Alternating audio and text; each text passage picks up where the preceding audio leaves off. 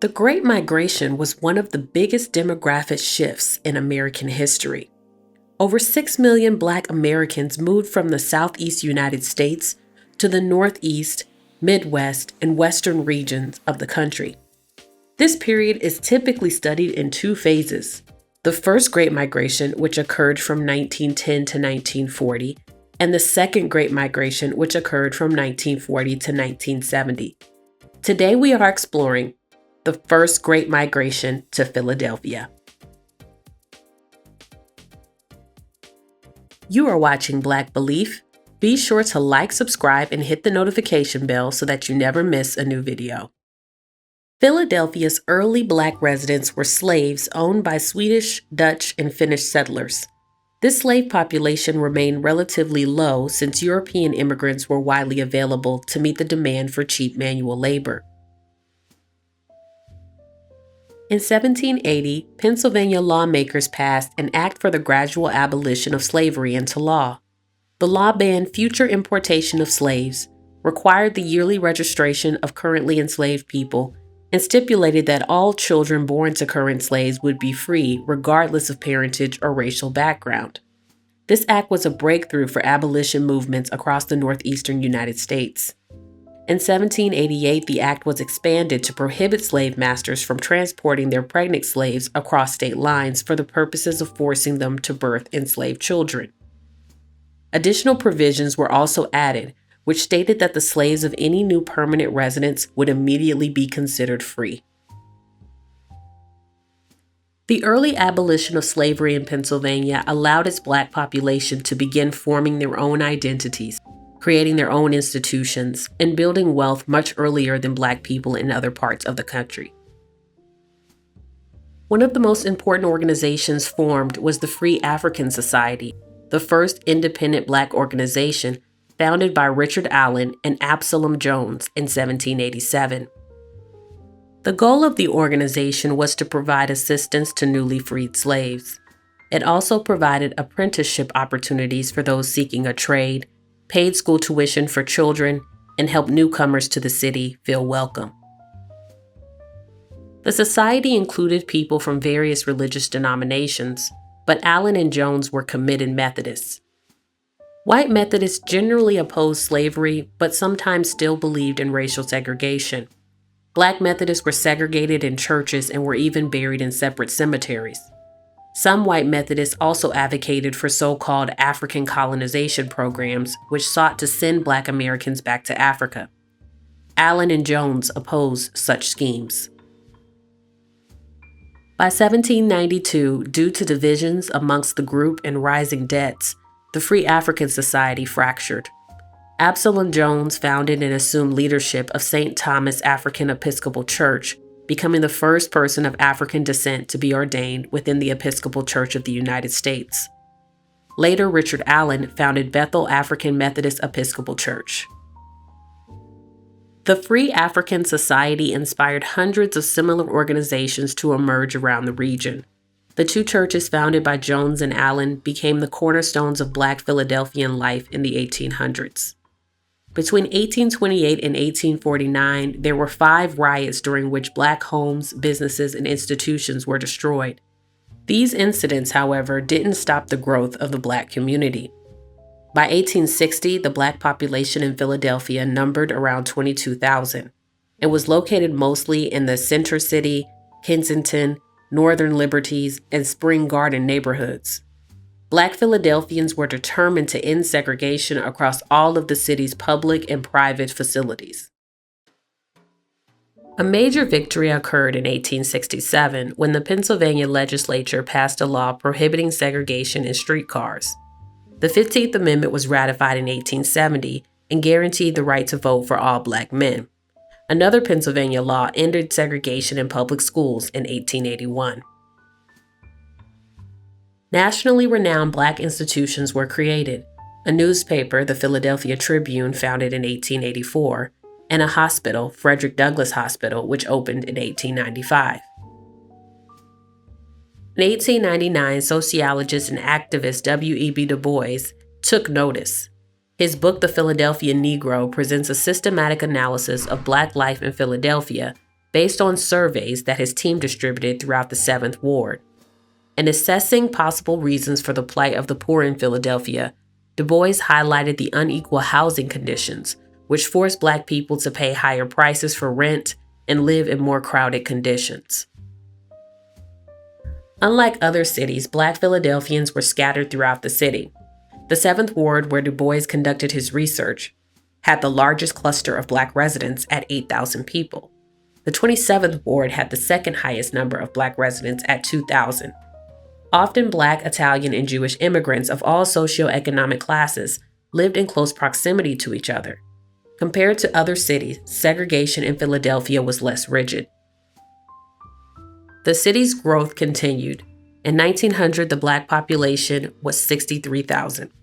With the dawn of the 20th century, race relations in Philadelphia would begin to sour. In Coatesville, Pennsylvania, a city about 45 miles outside of Philadelphia, the steel industry was booming. Steel mills maintained a source of cheap labor by hiring European immigrants, rural workers from the region, and Black migrants from the South. These groups of workers were thrown into a brutal competition for jobs and wages. On a summer night in 1911, a Black man named Zachariah Walker left a bar and began making his way home. On the road, he ran into several European mill workers and an altercation ensued. Edgar Rice, a security guard at a nearby steel mill, overheard the argument and tried to intervene. What happened next has never fully been confirmed. Walker later stated that he and Rice began fighting and he shot Rice several times in self-defense. After the shooting, Walker fled into the woods. The next day, he was found with a supposed self-inflicted gunshot wound and was taken to the hospital. The small group of young men which assembled in Coatesville's downtown streets turned into thousands of people who decided to punish Zachariah Walker. The mob made their way to the hospital, kidnapped Walker, and carried him into the countryside where they burned him to death. On several occasions, Walker tried to crawl out of the flames only to be pushed back in. The police did not intervene in the attack. After the ashes cooled, bystanders collected bone fragments and body parts. The next day, pieces of Walker's body were sold alongside a special edition of the local newspaper. The news of the lynching shocked the nation, in part due to its gruesome aftermath and also because the attack occurred in the northeastern United States. President Franklin D. Roosevelt and Pennsylvania Governor John Tenner fiercely condemned the attack.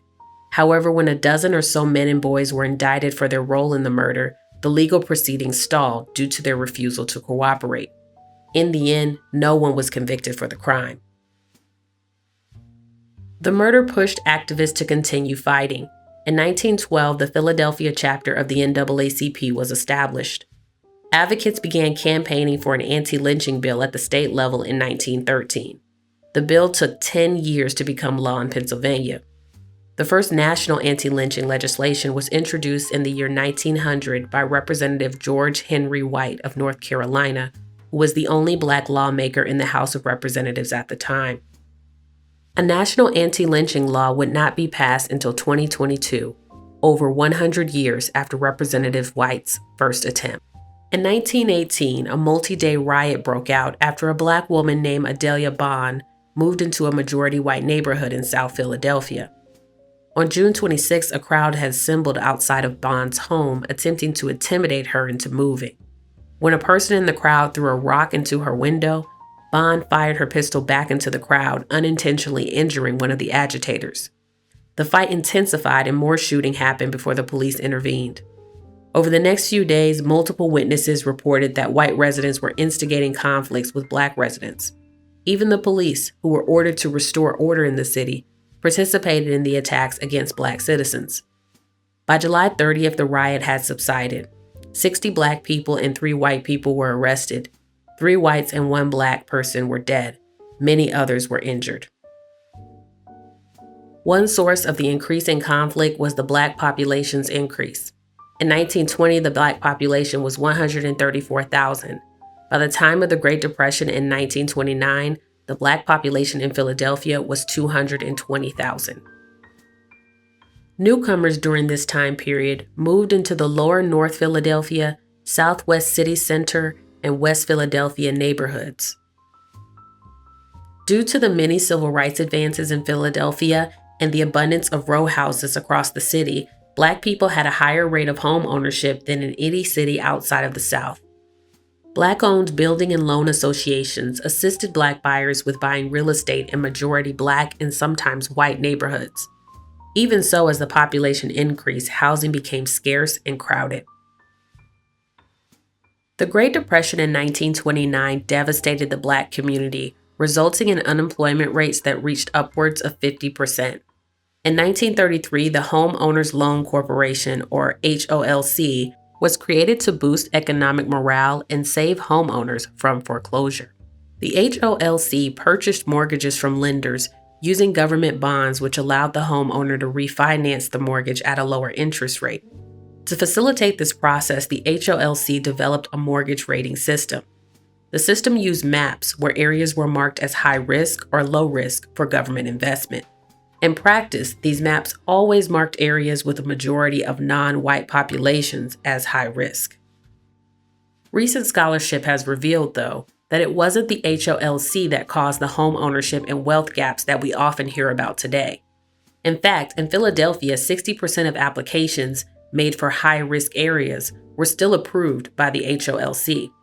Additionally, not all high-risk ratings were based on the race of the residents. Some areas like Fishtown in South Philadelphia had relatively few Black residents.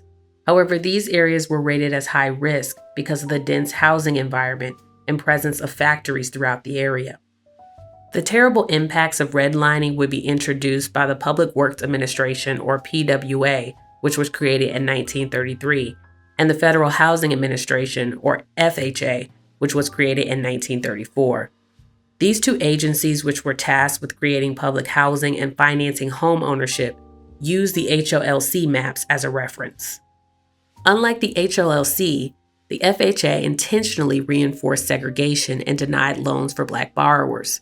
When building public housing, the PWA likewise insisted that it was not their job to create, quote, social policy, end quote, and it would only build Black developments in majority Black areas of cities.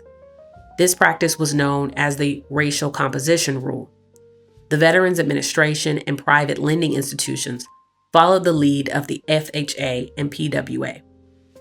As white residents received the financing and support to buy homes outside of urban Philadelphia, Black areas like the 7th Ward became more crowded and dilapidated. On December 19, 1936, Lucy Speece was eating dinner with her 3 children inside the family's apartment. The second-floor unit had cracks and crevices which forced the Speece family and many others to cook and eat in their winter coats. That same night, a neighbor confronted the building's landlord about the walls, which were bulging and barely able to hold up their weight. By the time the neighbor returned, the building had collapsed. Lucy Speece and her 2 older children were found dead in the rubble. Her youngest child died a day later. A total of 7 people were killed and dozens more were injured. The tragedy prompted increased support for the housing reforms that activists had been demanding for years. But unfortunately, city officials responded without considering the welfare of 7th Ward and Black low-income residents. In a preview of a strategy that would be employed across the country, the city's answer to the problem of inadequate housing was to destroy existing homes without any guarantee that all residents would be rehoused. Within weeks of the apartment collapse, the mayor of Philadelphia ordered that any housing found to be uninhabitable should be slated for demolition and that its residents should be evicted. Activists protested, forcing the mayor to relent. The community response also led to the creation of the Philadelphia Housing Authority, or PHA, in 1937. The PHA received $20 million in federal funds, which it planned to use for the construction of 2 all-Black housing projects in the lower North Philadelphia area: James Weldon Johnson Homes and Richard Allen Homes. In anticipation of the new housing, Black residents began migrating out of the 7th Ward and other Black areas. The first residents of James Weldon Johnson Homes moved in on October 1, 1940. Richard Allen Homes was completed a year later. In 1940, the Black Philadelphia population numbered around 250,000. Like many other times in history, a victory in one area was a defeat in another. While many poorer Black Philadelphians received public housing, the institutions which thrived in the 7th Ward were crippled. St. Thomas African Episcopal Church and Frederick Douglass Memorial Hospital relocated to lower northwest Philadelphia to better serve residents. As the first migration came to an end, World War II began. Black Americans would be forced to fight abroad and at home for the cause of human rights. As W.E.B. Du Bois predicted, housing would be at the center of struggle for Black Philadelphians in the second half of the 20th century.